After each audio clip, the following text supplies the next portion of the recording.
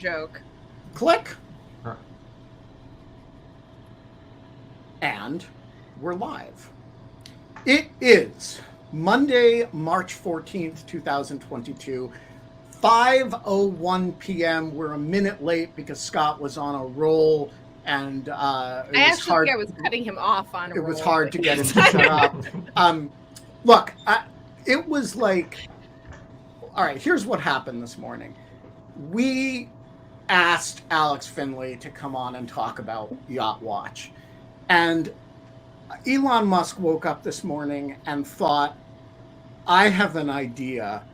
I will justify the premise of having a show on In Lieu of Fun about tracking the yachts of the super wealthy in order to seize them and deprive them of their oligarchic gains by being such a raging asshole that and by just particularly needling that Wittes guy, about whose existence I am apparently aware, or unaware maybe. And so Elon Musk woke up this morning and tweeted that he was ready to fight Vladimir Putin. And I just want to say that wounded me. I was upset. I was hurt. I considered it violence against me. Who is the first person to tell you, Ben? How did you find out about it? I glanced at Twitter this morning, and my mentions were flooded with, dude, he's stealing your bit. And I figured he was going to say something like, somebody needs to kick Putin's ass or something. But I didn't expect it to be quite as blatant as it was. I've been upset about it all day. Ukrainians are dying, I know, and there are 2 million refugees. But what about me? And this is the part that I'm really having trouble with. Enough about you. Can I talk about me? When Dinesh D'Souza started doing lighter tweeting today, because I felt the same kind of thing. Yeah. Wait, did that actually happen? No. Yeah, okay. Because look, let's talk about an imbalance of power. So how will you feel when Elon Musk all of a sudden makes like cream of broccoli soup on his on the counter? What about when he starts tweeting the beast of the day? That'll be that's a casus belli. That is an. What are the red lines? What are the red lines here, He's Ben? already way over the red lines. Let's talk about imbalance of power. He is the richest man in the world, biggest country in the world.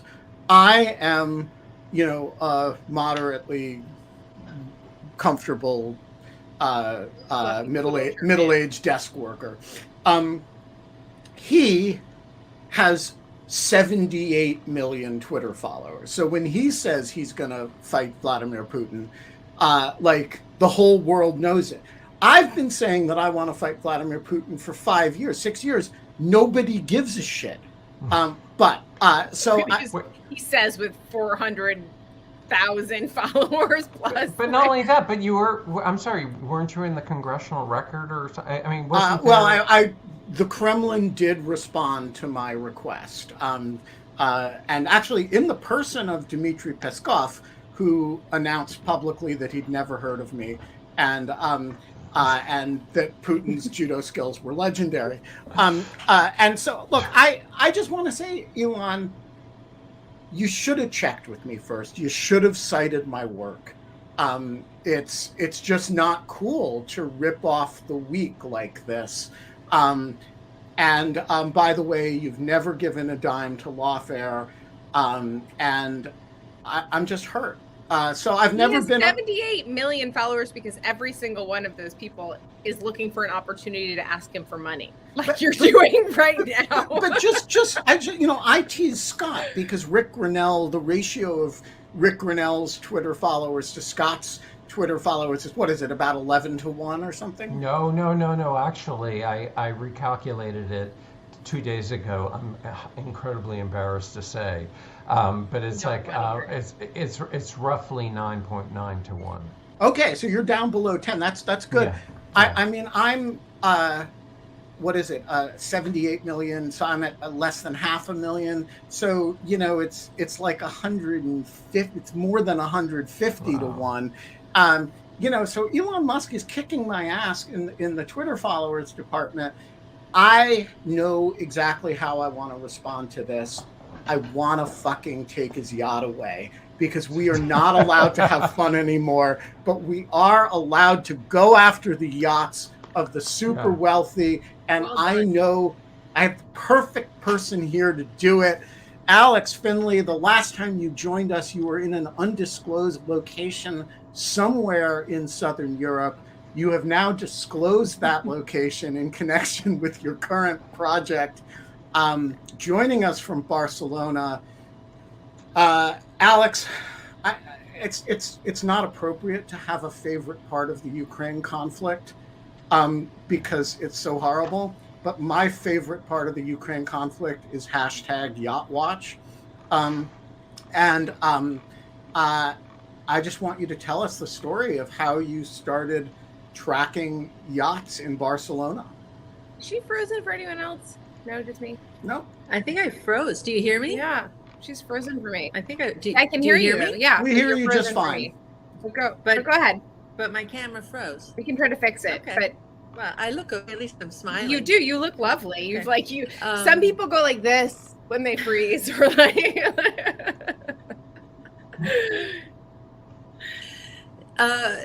How did the whole thing start? I don't know. It's a little strange. I had been doing research on oligarch yachts for my upcoming Victor book, and had been covering Russian influence operations. I had been part of that world, following it. And Barcelona is a great place for yacht watching. It's one of the largest ports. They have a great shipyard here. And so all the big ones, the big fancy ones come here. So Dilbar, which everyone has now heard of, which is Alisher Usmanov's yacht that was arrested up in Germany a couple of days ago at this point, was often here. It was like a main thing that was in the port. It was always there.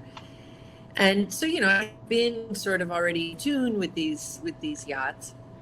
And one afternoon, really just for shits and giggles, my husband and I took an afternoon off and decided to go down to the port and just kind of hang out. It was a nice day, and we both needed an afternoon off.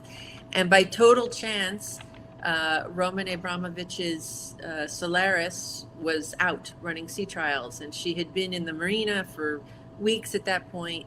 But just by chance, she was out for the first time. And so I managed to catch a few pictures of it, and I did a tweet thread wondering what the boat was doing out and if she was preparing to flee, because we were talking about sanctions on oligarchs at that point. And the tweet went viral, and the next thing I knew, people were offering me like yacht watch columns and come on CNN. I think it's amazing. That's it. That's the story. So how do you watch them physically? Like, how do you track them?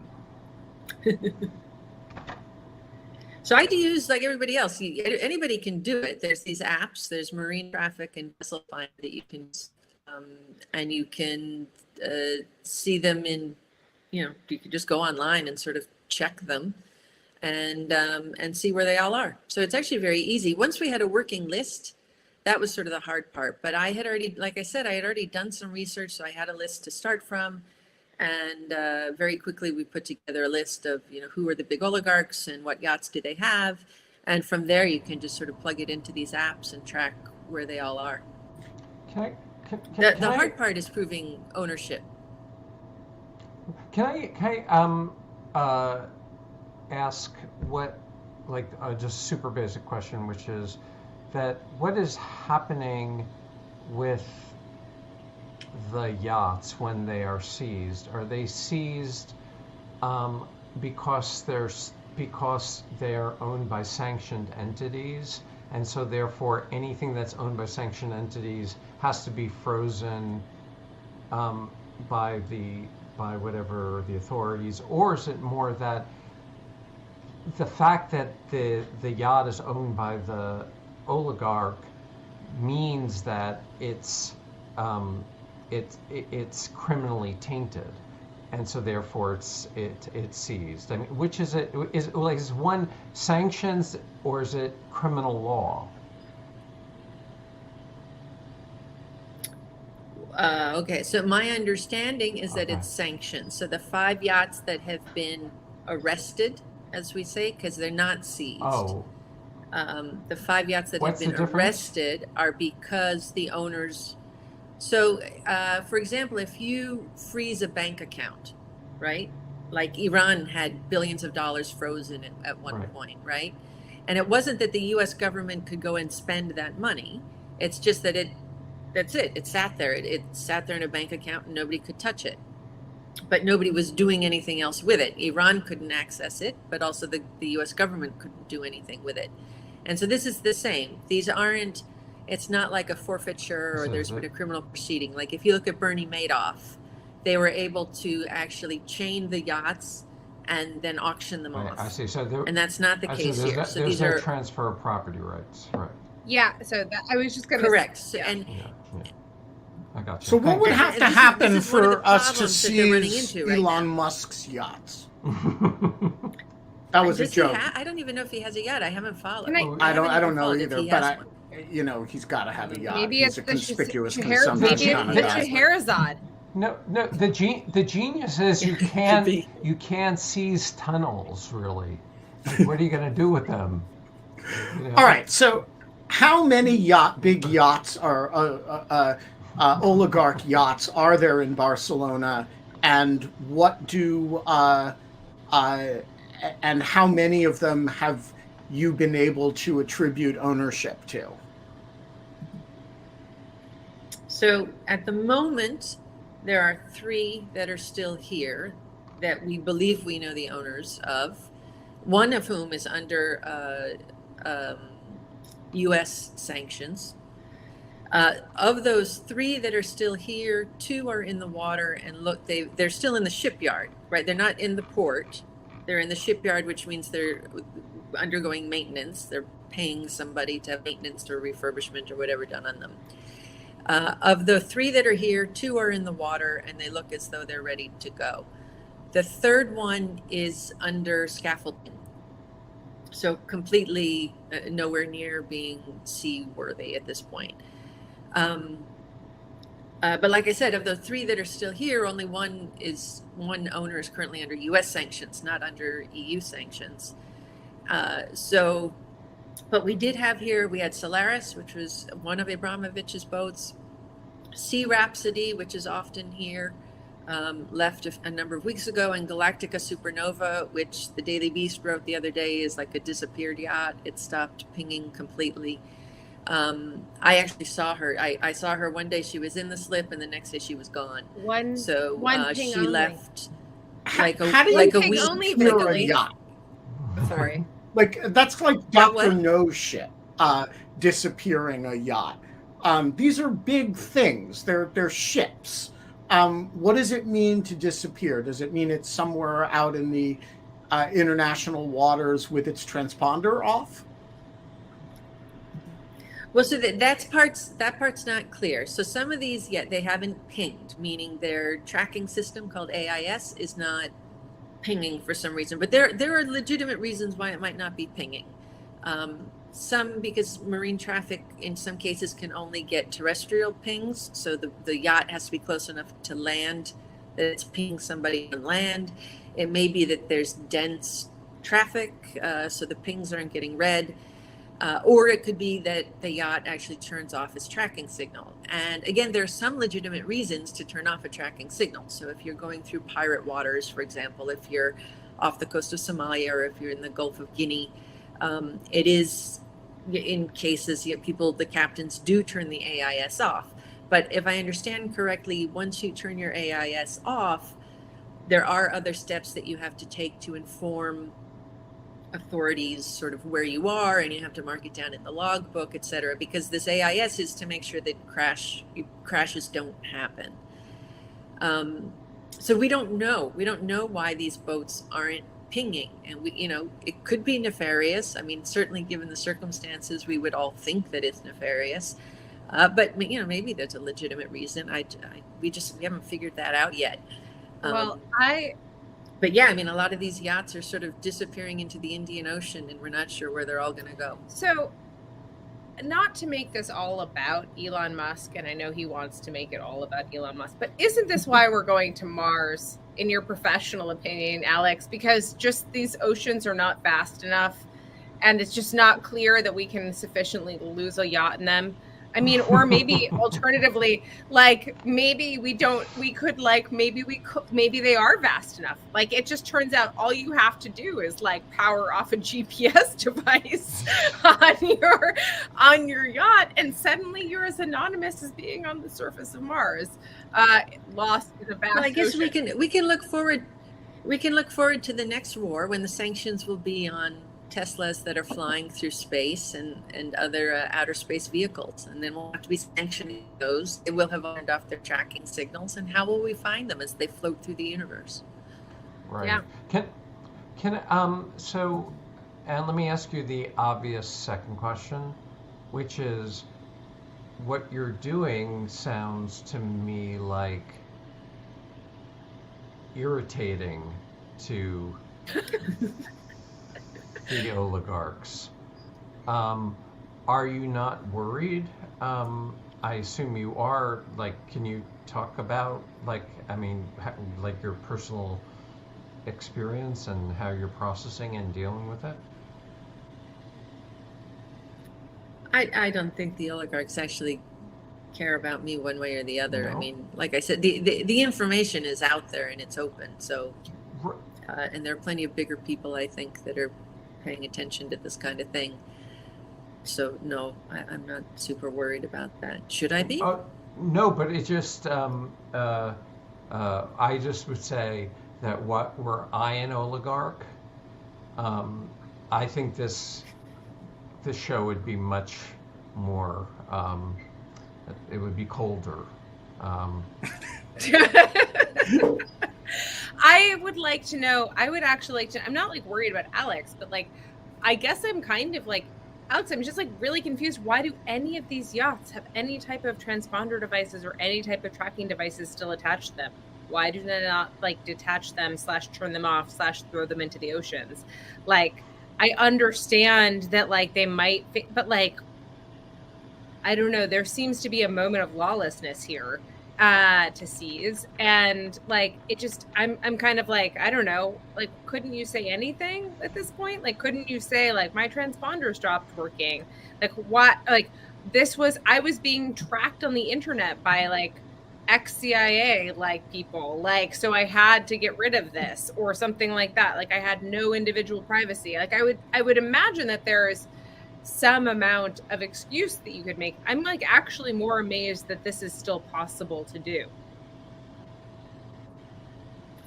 I don't think so, actually. I mean, first of all, by maritime law, they have to have the tracking system on.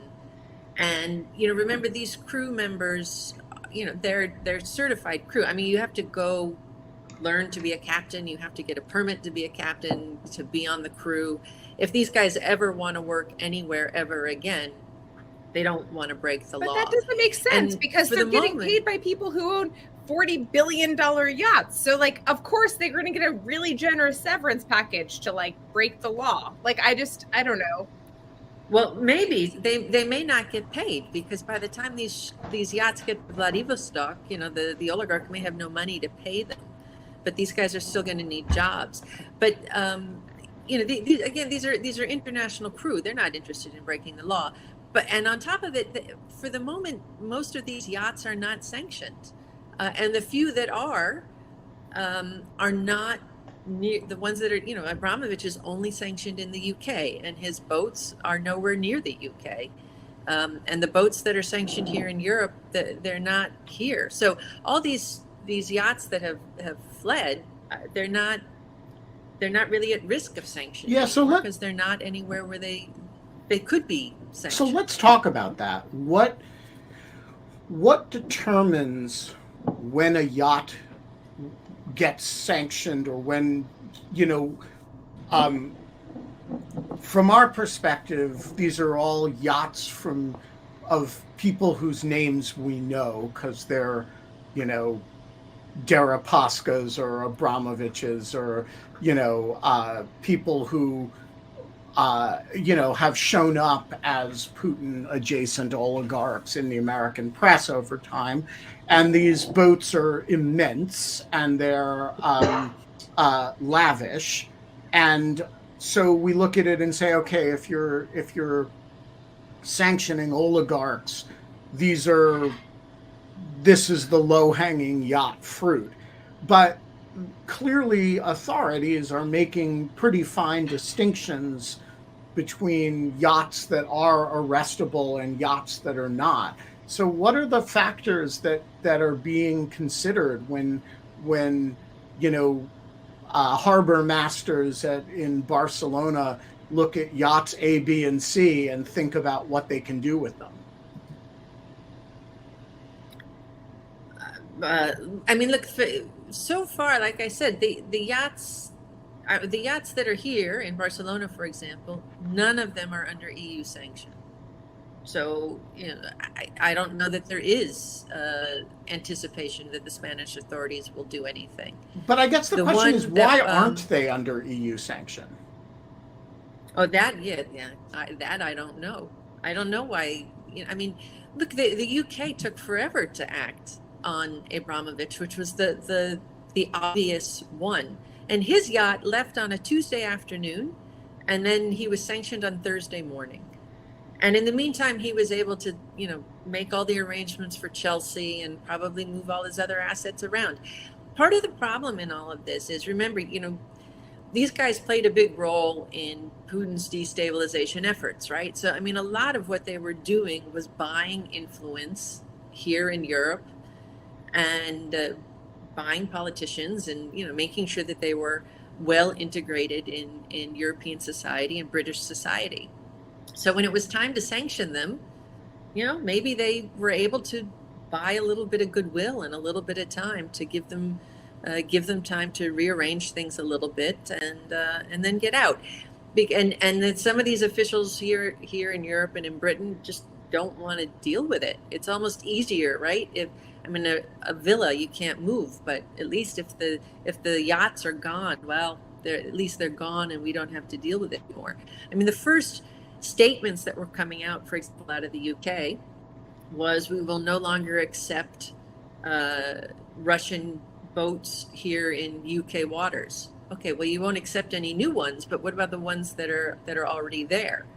Or are you just going to force them out, or are you going to actually, seize them or arrest them? And that, other than the Italians are winning this by far. They've arrested 3. So, we'll see if there's a will to do any more. But so Italy's in first place with 3 yachts. Who else is in the running? Yep. Who's doing well with yacht arrests? France has 1, and Germany has 1. Where's the Scheherazade? That's it. Where's that one located? Yeah, Scheherazade is in Italy. Okay. But we don't.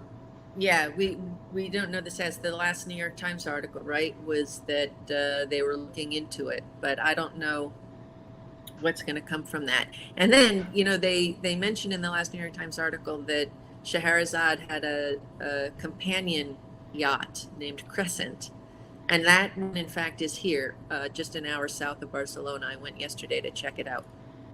There is I guess what I'm kind of curious about is, like, if you're one of these super yachts and you turn off your GPS and you decide to go wherever the heck you're going to go.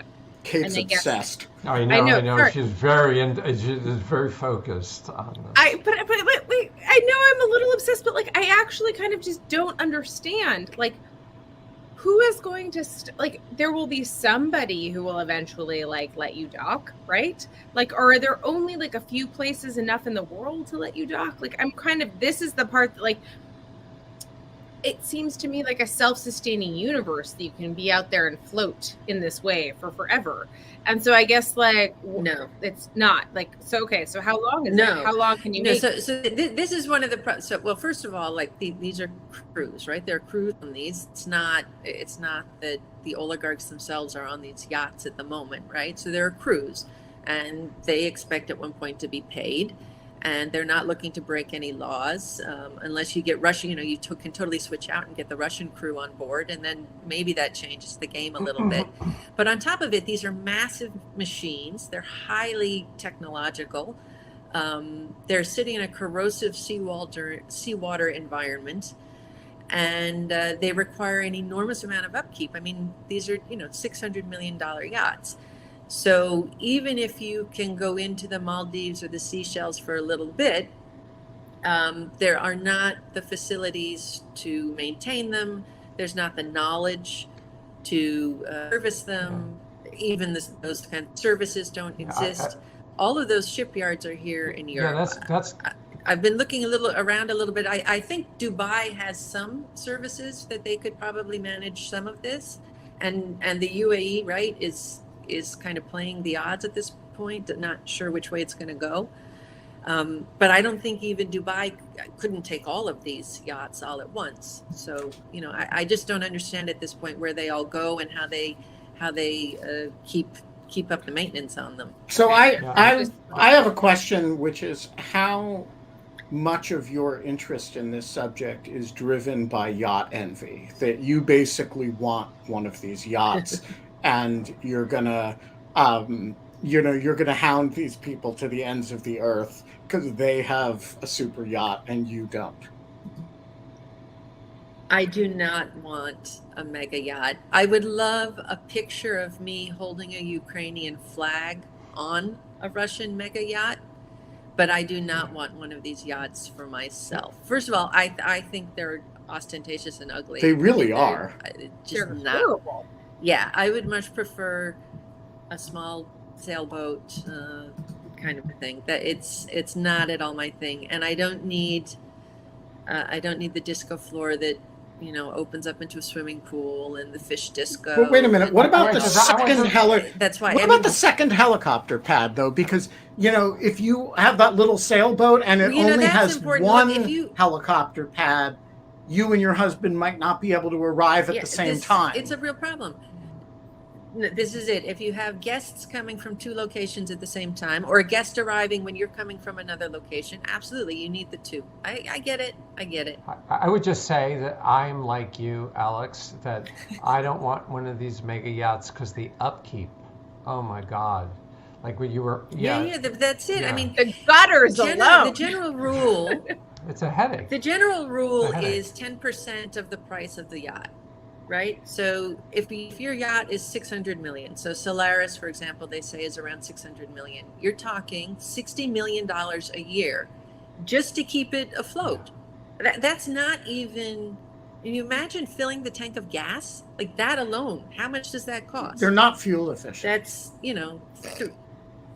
300,000, what is it, 300,000 euros or something? Do you think it's like, I don't even do you know. think it's, And now with the prices going up, who knows? do you think it would solve the problem if they made them as I'm hybrid going to yachts? calculate it one day. Okay, but so like Sailing Yacht A, which is one of the ones that Sailing Yacht A is was seized Friday night, Saturday morning by the Italians. That's Melnichenko, I think, is the guy, is the owner of that one. And it's this super sleek, new white sailboat. It's the largest sailboat on Earth, at least until Jeff Bezos' sailboat gets delivered soon. And the three masts on it are a new technology. It was a technology they were studying, putting sails on cargo ships, specifically for this hybrid thing that you just said. So instead of cargo ships being only on fuel, that they would also have sail power. And so Sailing Yacht A is using that technology in its sails. And apparently, if you put all three sails at full, completely unfurled, it's like the size of an American football field or something. I don't remember the statistic, but it's enormous. Wait, and so they work? Yeah. So that one works. I mean, that one's a high. But like, what's the new technology? Yeah, That's right. interesting. Like what? Like, so that seems like really old technology. I know, right? Yeah. No. The sail catches the wind. I know. I got it. Thank you. Super high-tech sails. I'm not exactly sure how. I think the idea, though, was putting the sails on the cargo ships was the new technology. It sounds like in order to do that, they have to be stronger. Maybe the masts are retractable or something. This is it. They have to be stronger masts, right? Because you're hauling a much larger boat. Right. All right. But seizing a sailboat doesn't feel the same, right? I kind of really like that every time I've looked into the corner and he's like barely like disguising a smirk on his face for this entire. No, is it only me? For me, everybody is frozen. I don't see any of you moving. I see Kate moving, but nobody else. We're all moving mellifluously. You're just moving like this. Oh, I don't see her moving at all. She's been a frozen static like face. I see all of you frozen. I'm gonna refresh and come back. I'll be right back. No, you're good. You're good. You're Kate. good. You shouldn't do that. So here's my question. And I think I'm channeling a lot of people in the Greek chorus when I ask us a serious question. Why does this matter? So, like, on the one, like, it's super fun, and at some level, we all emotionally feel like it stands for something. But at the end of the day, is it just a symbol of the extreme nouveau riche bad taste of Russian oligarchs and the sort of conspicuous consumption of them, or is there something actually more important about it than that?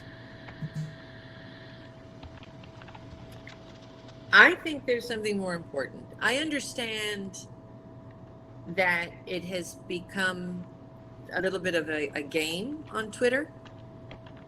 I think that if it takes a game to get people to start focusing on it, then that's fine. But for me, the yachts are much more serious than that. So again, it's fun because there's a little bit of glee that goes into seeing really horrible people have their yachts taken away. But because of why people are so horrible. And so if we can use this to focus on the issue of kleptocracy, corruption, inequality, Putin's destabilization efforts, the role of the oligarchs in that, the role of the oligarchs in Kremlin policy and agenda making, then to me it's worth it, because they have played a central role in all of Russia's influence operations, and I do think that the best outcome we can hope for in Ukraine is internally in Russia, that somebody takes Putin out of power. And if the oligarchs putting some pressure, if we can put pressure on the oligarchs and they can put some pressure on him, along with all of the other ways that we're putting pressure on Russia, then I think that that's probably the best outcome we can hope for. I hear you say two things, right? One is, like, you want to put pressure on the oligarchs because that's the pressure on Putin. But there's also this other thing that I thought you were getting at the beginning of your comments, which is that it's a really good story. That is, the yachts, these mega yachts, are a symbol of corruption, and that seizing them is telling a story which is kind of emotionally gets to you, and so therefore it's an effective way of spreading a message. Did I hear you correctly? Yeah, I think that's it. I mean, look, everything is terrible, right? So if we can have something fun in our lives, but still helps us feel that we're learning and understanding about the terrible thing, that's not so bad. So, and that's sort of what I do. I mean, I wrote a satire of the war on terror. I took something absolutely terrible and I found what was funny and absurd about it in order to sort of try to teach the public about what was happening. And I think that the yachts can play that kind of a role. Like you said, it gets people interested and it helps to highlight one of the, a number of the reasons that we've ended up in this situation that we're in the first place. So I want to suggest one other reason that it matters that's elliptical, I think, in what you're saying. The source of the oligarchs' power abroad is money. They cannot park money simply in traditional banking systems. And so they park it in real assets of a variety of types all over the world, particularly in stable real estate economies, most famously London. And you actually, a $700 million yacht is actually an appreciable asset storage vehicle. It's not simply an expression of wealth. It's also a means of storing that wealth. And if you want to go after the sources of power of the oligarchs, which is in turn the sources of power of Putin, you have to deprive them of the value of the overseas wealth. Is that a part of the story? That's sort of the Anne Applebaum thesis. Yeah. Yes, no, absolutely. That's another part of it, is that these guys have helped Putin with his destabilization, but they've totally taken advantage of the very countries that they're trying to destabilize. They park their money here. It's great to make money in Russia by stealing it, but then they park their money here in the West, like you said, because it's safe. Because look at what they managed to steal. They don't want to leave it in Russia because somebody may steal it from them. So they put it here because we have rule of law, because we are not an authoritarian society. We have rule of law. It's still a democratic society, and you know that if you put your money here, it's a safe investment. So yeah, absolutely, and that's part of what makes me angry about the whole thing. But to an extent, sorry, and I know that we just brought Matteo on, but so I'll ask this quickly. But I think that this is kind of, to a certain extent, like when Scott asked his initial question before, which was in what way do you mean seizure? In U.S. law, there's in other law, I'm sure there are different ways to describe seizure. Seizure can be trespass, in this kind of seizing in a property sense, and then it can also kind of in a forfeiture, civil asset forfeiture sense. But there are also criminal capacities in which you seize assets as punishment and hold them, as you said, until something has been distributed, or until something has been until justice has been kind of decided, and then you kind of go to you decide what to do with that asset. And so I guess what I'm the reason I was kind of drilling down into how you seize these things and why they're not just on the run and whether or not the oligarchs are on them or not was that seems to describe the state of seizure that they might be in. If the actual kind of oligarchs are on these vessels, that would change it for me. And also if they are seizing the assets of oligarchs in criminal capacity, that would change it for me. And then if they're just being tracked, and the reason we're tracking them is because maritime law requires that they have their trackers on. That seems the least. Basically, I'm just trying to see how much enforcement can be brought down upon these yachts is basically how I was trying to kind of describe it. And if something doesn't come into port, it seems very difficult to do, but it's as you described with the kind of the infrastructure of these, they can't stay out of port for huge periods of time. Matteo, the floor is yours. Thanks. Oh, sorry. Were you going to say something, Alex? No, that's okay. I don't see anybody else though. Everybody's frozen. We're frozen assets. Matteo, the floor is yours. All right. This is maybe a bit of a basic question, but not knowing much about sanctions mechanics or how these things get carried out, it would be.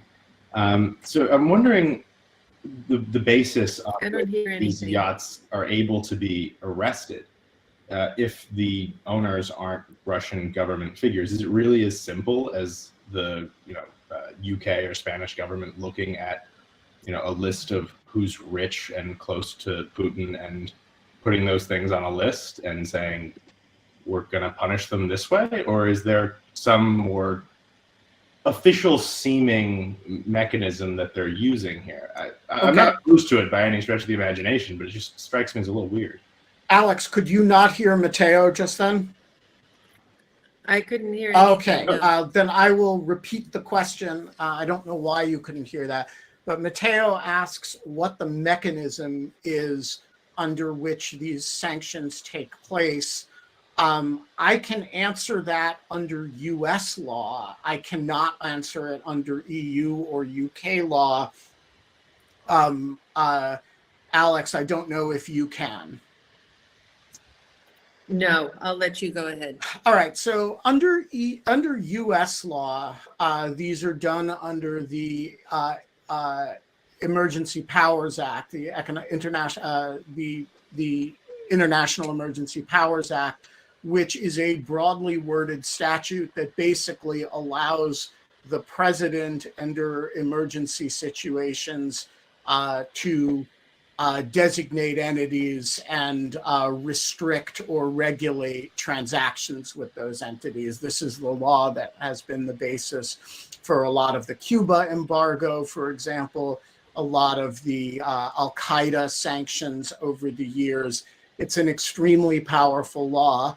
And the way that it works is it allows Treasury, under regulations that have been enacted, to designate actors, overseas actors. You cannot do it with domestic actors. Allows the Treasury Department to designate actors with which, who are, in the view of the United States government, acting inimically to U.S. policy, and to restrict or proscribe or require a license in order to do transactions with them. This is the basis for U.S. actions against, for example, North Korea. My impression is that the EU and the UK both have essentially matching regimes that allow them to mirror effectively what the US is doing, but I'm not familiar with those regimes in detail, and I can't identify how they work for you. Richard Wattenbarger, the floor is yours. Okay, I hope that I don't break up in the middle of this. I've been having connectivity issues all day. So you sound great. Oh, good. So I've read that the influence of the oligarchs on Putin's decisions about the war is limited, if not nil. And so what beyond the sensation of Schadenfreude, which I do relish in this case, and possibly the obligations that states have in arresting these yachts and so on, what do we expect from this? Just the humiliation of Russia? Do we want to shift the oligarch support to someone who might topple Putin? And is this all too little too late? Alex, what are your thoughts? I didn't hear any of it. Oh. Can you hear me? Yeah, I can't hear when you bring somebody else in. We can also hold on. We can also read the question. Let's. Kate, why don't you read that question? I just moved it to the answered. I saw it. Yep. Richard asks, I've read that the influence of the oligarchs on Putin's decisions about the war is limited, if not nil. What beyond the sensation of Schadenfreude, which I do relish in this case, and possibly the obligations that states have taken on in observing their own versions of the Magnitsky Act, do we expect from the arrests of the yachts, humiliations of Russia, shift of oligarch support to someone who might topple Putin. And his question was basically like, he basically is like, where's the there? That's my TLDR. Okay. Yeah, no, it's a legitimate question, but I would argue that what you're doing here, again, going after the yachts and after the other assets is one prong of all of this. And the idea is to make these oligarchs start actually living like Russians live, make them live on the Russian economy. Don't let them play anymore here on our economy, use the money here. And once they are forced to sort of live there in a normal, under a Russian economy and under a dictator, that maybe they will, come together and pressure Putin to step aside or support somebody else to help take him out. But again, it's only one part of this. But if you can have enough pressure coming from different sides, what you're hoping for eventually is that there's enough internal dissent that the pressure grows to eventually take Putin out of power.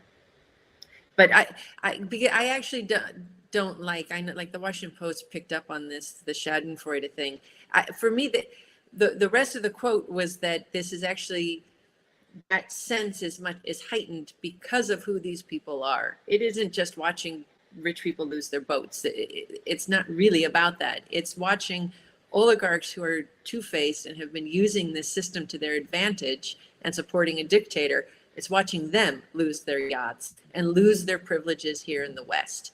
So the idea is that they are no longer allowed to participate in this system. They have to go back and participate in the system that they have been supporting but refusing to live in.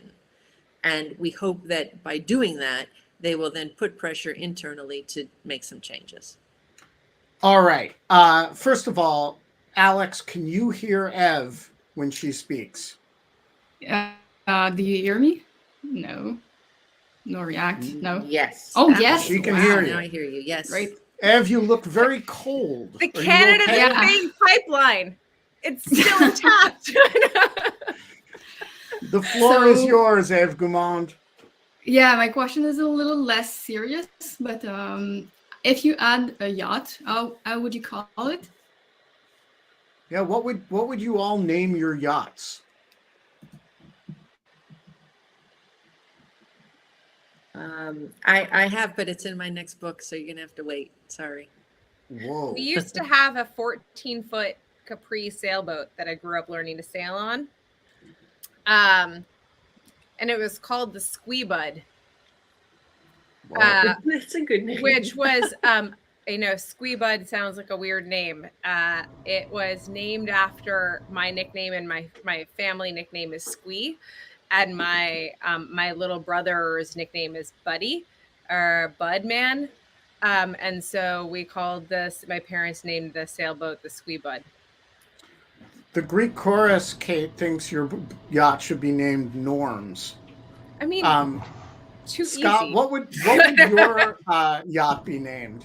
Would it be named the Inclusive Legal Positivist? Yes. So thank you for stepping on my line. Yes. That's what it would be. That's what it would be called. But as I said, I would not have a mega yacht because the upkeep is such a headache. What, Alex, you're really not going to tell us what your yacht would be named? Like, not even use a different line from your book? I think you should. I think you owe us a yacht name. Would it be the Miss Sparkle Pony? Sparkle Pony? Miss Urbino?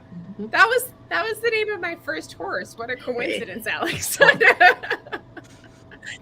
Was I didn't Sparkle have Pony? an actual first horse. I just imagined having one and named it in my imagination. I can't put. You were stalling so that you could come up with the perfect answer. So, Sparkle Pony is definitely. Sparkle Pony is good. Ben, Yeah. What's your boat name? So Susan Hennessy and I had a joke for a long time that we were going to abscond with the contributions to lawfare from people all over the world, which we called the Boat Fund, and buy a yacht. with it, and we always called it the SS Materials Support. For but I'm not sure. I think that would be the boat that I would have with Susan. It would be the SS Materials Support. I don't know. I mean, I think it would probably have to have some artillery oriented name. The baby cannon or something. The big cannon. Yeah. Have you considered? Wait, SpaceX. No, look. I mean, Elon.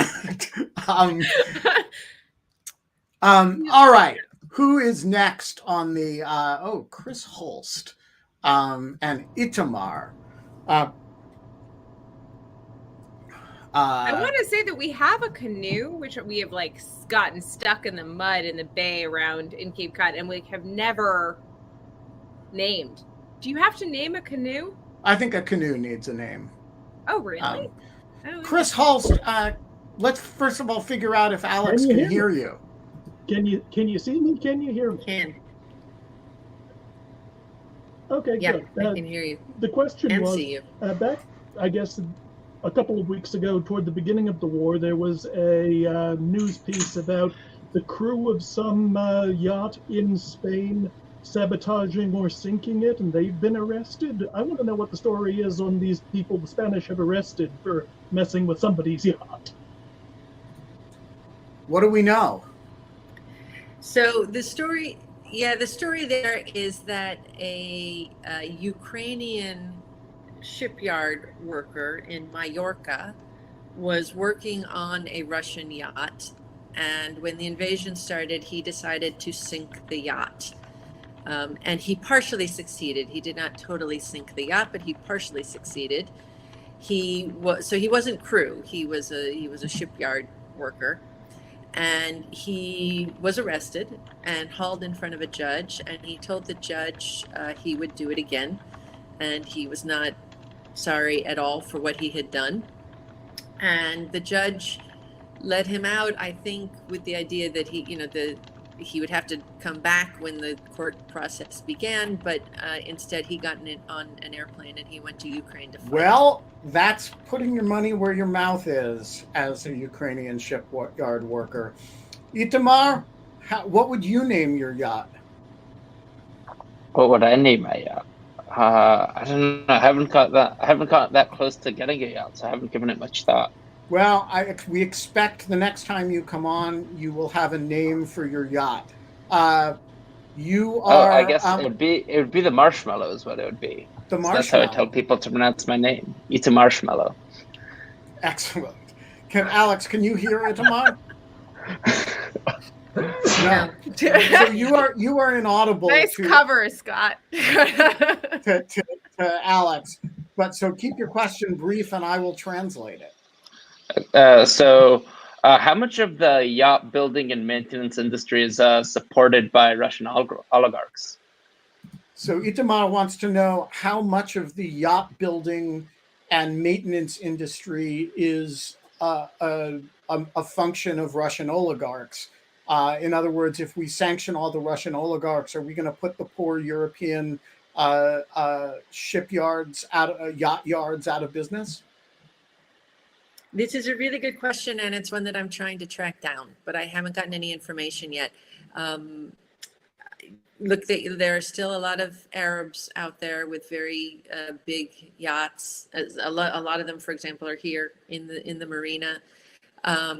Jeff Bezos' These are yacht Gulfies. is coming very soon. Yeah, so you have the Gulf ones, and then I think there are a number of new Chinese billionaires who are buying yachts. It's all the cool kids are doing it. Steve Bannon arrested on a yacht. This is true. There you go. There's another one. But so for a statistic I can give you is that there is a waiting list for new build yachts. So it's like a 2-year waiting list. Oh, so there are still get your a lot of new now. ones. Yeah, so if you don't want to wait too long, you need to get your order in now.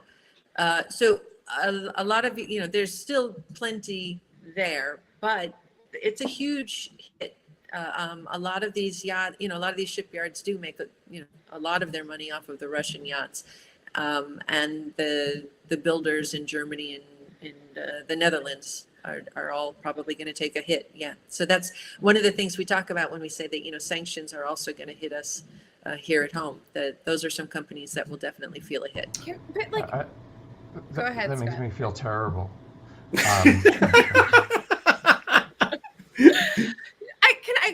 Okay, sorry. I'm just like, so much of this is not parsing for me. Like these, as Matteo points out, these are, as you point out, these have insane maintenance costs. They are incredibly costly to run.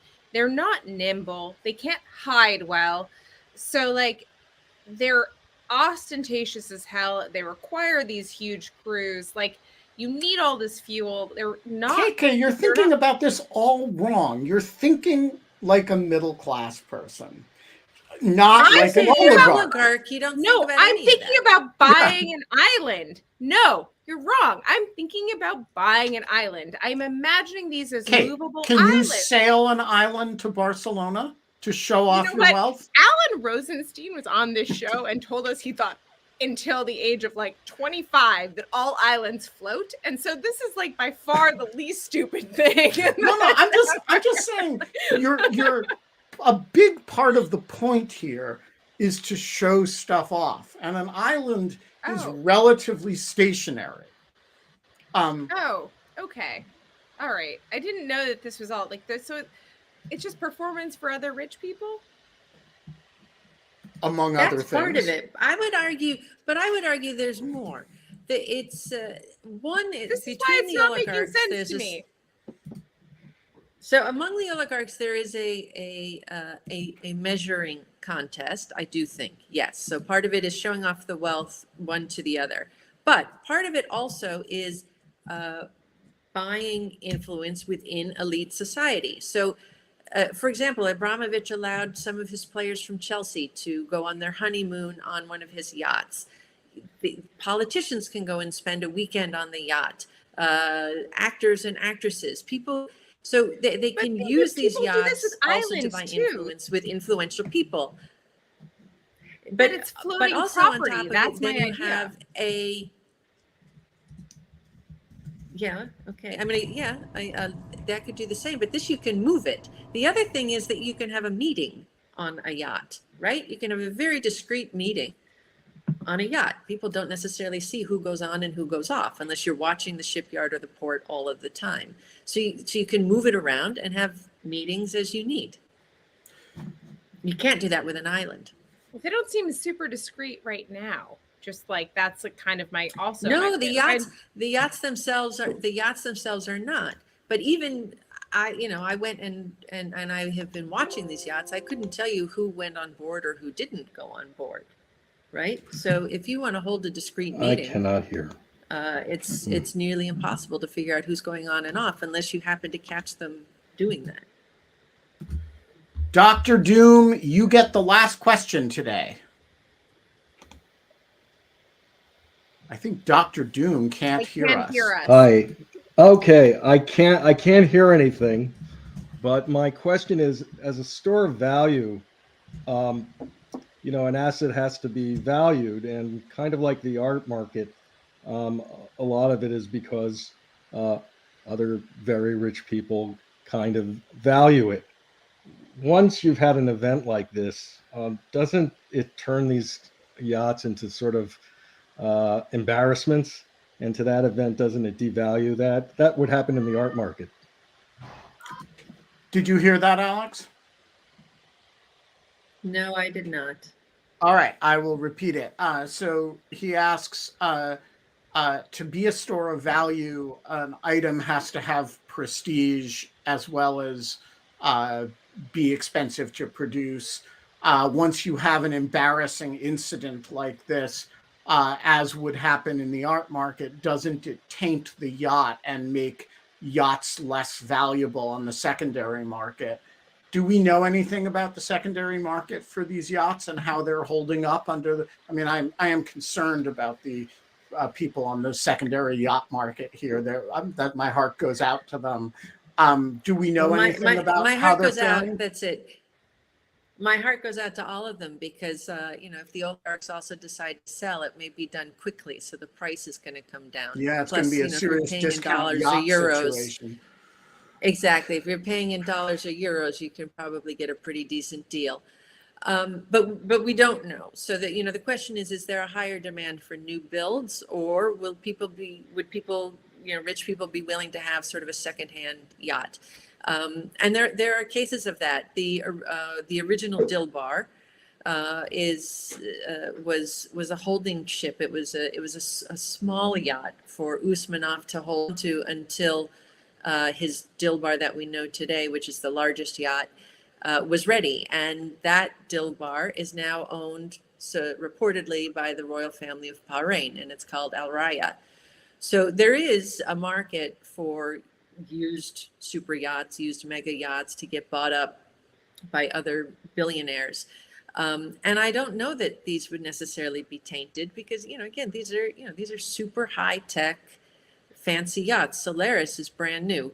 Eclipse just went through a massive refurbishment. Scheherazade looks like it's hardly ever been used. So if for some reason these yachts do end up on the market, my guess is there'll be somebody willing to buy it. And like we said, you'd probably get it at a discount. Buy your discount yachts at yachtdeals.com. Alex Finley, you're a great American, even if you are an expat in Barcelona. Keep watching those yachts. Snag one for us. We can call it the In Lieu of Fun. And we can say, make jokes about how we're not allowed to have fun anymore, but we are allowed to, have debauched parties on this yacht. We will be back on Wednesday. I'm not sure who is going to be the guest. Do we have a guest for Wednesday? Yes, we do. Sarah Bond is coming back to the show to discuss ancient graffiti at the request of one Genevieve Della Fera. I'm super sad I'm missing this. I'm excited about it. Yeah. It's going to be 46 hours and 58 minutes from now. And until then, Scott Shapiro? We can't have fun anymore, but we can watch the mega yachts. And so thank you so much. This is great. Thank you, Alex. Thank you.